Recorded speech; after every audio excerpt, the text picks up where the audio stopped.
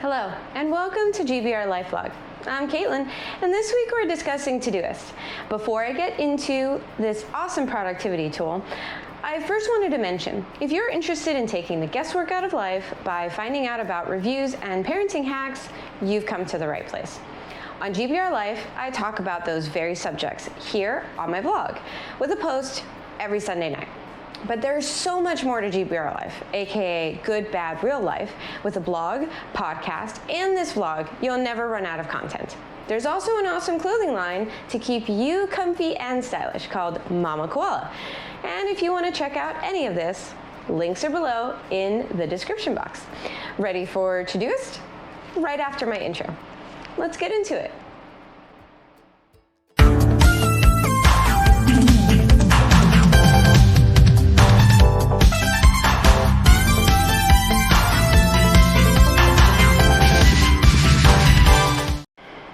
Now that you know who I am and what GBR Life is all about, let's discuss what Todoist is all about.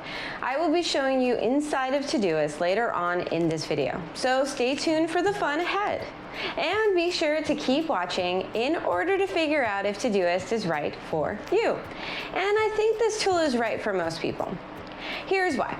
Todoist is an organization tool that is spread across your electronics as an app and a website that are able to integrate with 62 different tools. And if an integration option isn't available, Todoist has the option to work with them in their API or just your own integration altogether.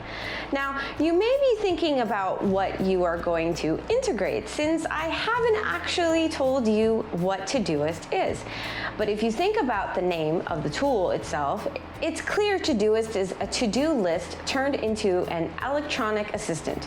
Think about all those lists you create on paper, only to lose that list or forget to add items to it altogether, making your days feel overwhelming, but you don't have to be overwhelmed anymore.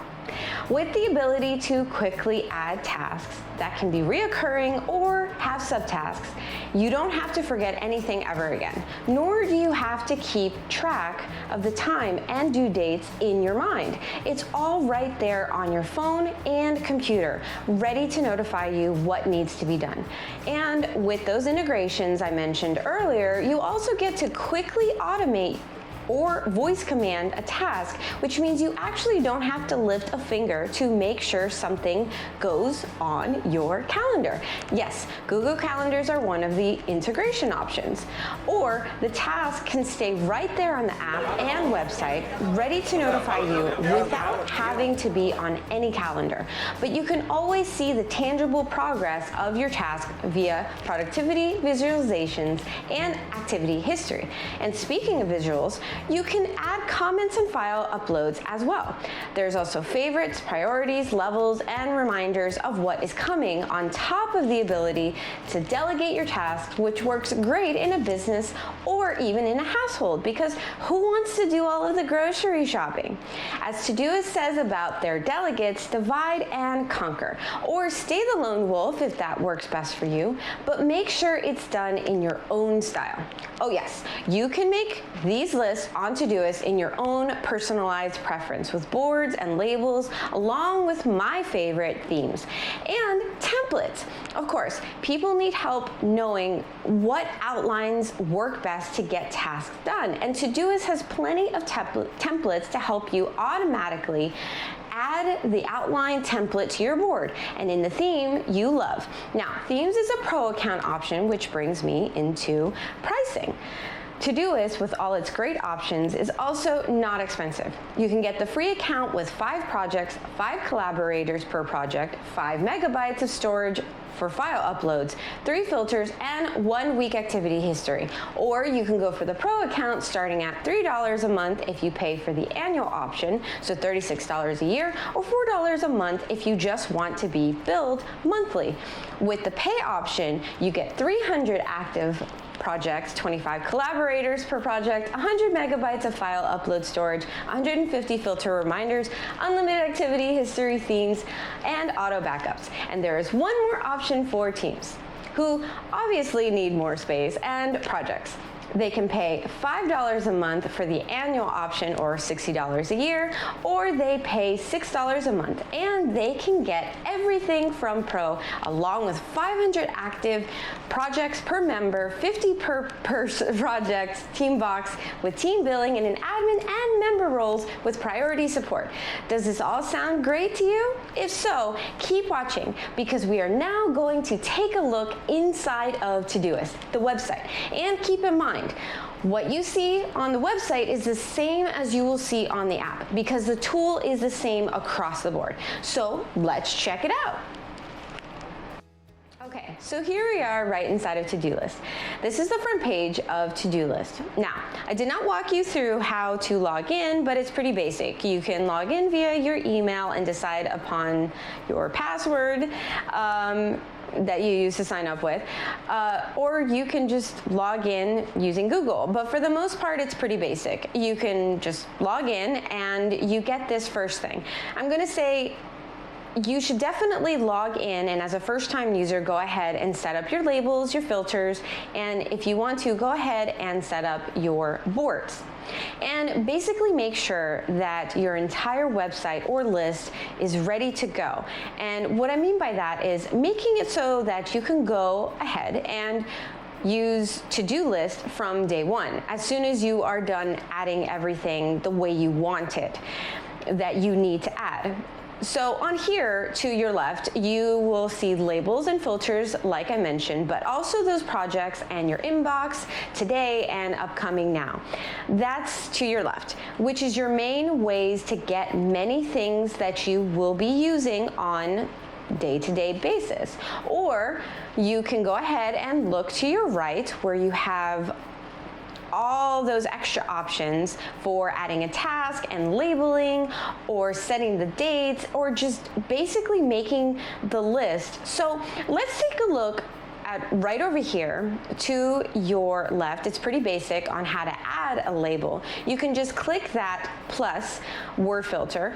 You add that plus, but for your projects, if you go ahead and add it, it's going to come up with a little bit more, because obviously this is about making it work best for what you want to see in your view. So you can add a board or a list, and some of you will say that you prefer to add that list, or you're going to say that you want things a little bit more categorized, and that is what that board is. Therefore, if I go ahead and click on board, you can also name your project, and you can select from pre-decided upon things right over here that I already have, or you can add in things for yourself. So obviously, you're not me, so you're not going to add in what I have, but if you were to select blog and add, you're going to see I've named this whole board a blog, which, really thinking about it right now, I probably should have named it GBR Life, because I have GBR Life and Mama Koala, and created my board in that particular fashion. But also then add my sections and say blog post. Blog post, as you can see me typing in, and add that section, and then from there I can add a task per my blog post, and you can see that it's just like you have some sort of an actual board you are adding to your list, like you're using an actual board, but you don't have to do it that way. Like I said, you can change what you see right here, and I don't have to go back to the left and select on this. I can go over to the right and click on view, and view as the list instead of the board. So I went back into the list view, but you can also see that it took away my list view from what was there for today and upcoming. So you can see how many options you really have already from the get-go. You can see, you can look at your boards, you can look at it as a list, you can look at it as a view from today, what is upcoming, because it even shows you the calendar view, because that's just so many options on what you can do right inside of Todoist, right from the get-go, to make it work best for you. Now, there isn't much to do and that's because they don't want it to be too complicated. If it works with a lot of other integration tools and you don't even have to come up with like all these different things, you want to be able to just use it. And so that's what they're basically helping you use with things like integration like Google Voice, and you can tell it something like, hey, add this task. And if you had everything already prepared from day one with labels and filters and your boards, it's very easy to go ahead and add a task that way. Now, if you don't want to add a task that way and you want to go directly here, let's see what it is to add a task. So if I go ahead and select quickly, add right up here and the little plus sign, it's very simple. I can just say lunch with a friend, and then from there I can say that I want it to be Wednesday at 3 p.m. And you can see that it automatically sets to the bottom part over here to Wednesday at 3 p.m. And I can push this into my inbox with the project. So you can also see that when you are dealing with teams or even yourself, it's very easy to go ahead and continue the integrations that you already have. And then over here to the right, you can add a label, including the @ symbol. With Todoist, that you can set your priority and add your reminders, but you don't even have to click over here to do that. You can also just type these things in and add the task. Now, I'm just going to go ahead and select everything instead of typing and say lunch with a friend is a personal non-kid. So add my task, and then you will see that if I go over to Wednesday, it says lunch with friend, 3 p.m. Now, if that just doesn't actually work for me, I can also go and click straight to the actual Wednesday and click on the 3 dot icon, and I can delete this task. I can also duplicate the task or copy link. Also, there are a lot of other options for what you may want to do from this spot right here. And we're going to go ahead and delete that. So you can see that it can also go directly to Wednesday to add the task and say lunch with a friend. And let's say I didn't know exactly what time, but I do know that it's reoccurring, and I'll say every Wednesday. And then you'll see that every Wednesday it shows as a reoccurring event. So even when you're speaking to Google Assistant or Alexa, something you can also say that it's reoccurring every Wednesday, or you don't have to say reoccurring, you can just say every Wednesday. And you can also add a time or really add this exactly as you want to add that task. Now, I don't actually have lunch with a friend every Wednesday, so I'm going to go back over here and delete the task. I'm sure I want to delete it, and that's it. It goes away. Now, the very last thing about Todoist is if I go right over here, you can see to the right that under my account, it shows settings, themes, activities, logs, prints, integrations, upgrade to business download apps, or logging out of the app. Theme is a great one because it's going to tell you exactly, or it's going to give you the option to do exactly what you may want to do, which is look at that black boring bar right across there. I can go ahead and select that and say, I don't want to have it be so boring. This is my list and I want it to be fun. So I'm going to instead select yellow sunflower, or green clover is not so bad. Okay, so I'm going to go ahead and select that now. It's green, and of course there's more things about your actual account, like I've already mentioned, that you can customize, but it's entirely up to you how you want to customize it. There, now it's green, so it's awesome. And the very last thing here is to show you that Todoist wants you to enjoy yourself while you're doing this, but also not work too hard. So if you have the options of making and setting your goals and making sure that you're not working too hard, and then you can go into what is called karma, and you can also make sure you're not working too hard by going into those settings and deciding on what it is that you're going to be, what is going to be best for you, and not doing too much, but also doing enough daily tasks. How many do you want? And make sure you're getting everything done versus vacation mode and taking a rest. And then of course, there may be a couple days a week that you actually take a few days off, and on Todoist, it just won't bother you at all. And that's basically what Karma is. It's just a way to help you be productive, but not overworked. So that's pretty much everything you really need to see inside of Todoist. Like I said, it's a basic app. That's on purpose because it's made for you to be productive and also pretty for you to customize it the way that you want it. As you're sitting here for days, you want to get these things done, so it needs to be fun enough but keep you organized. And remember, this is an app and a website.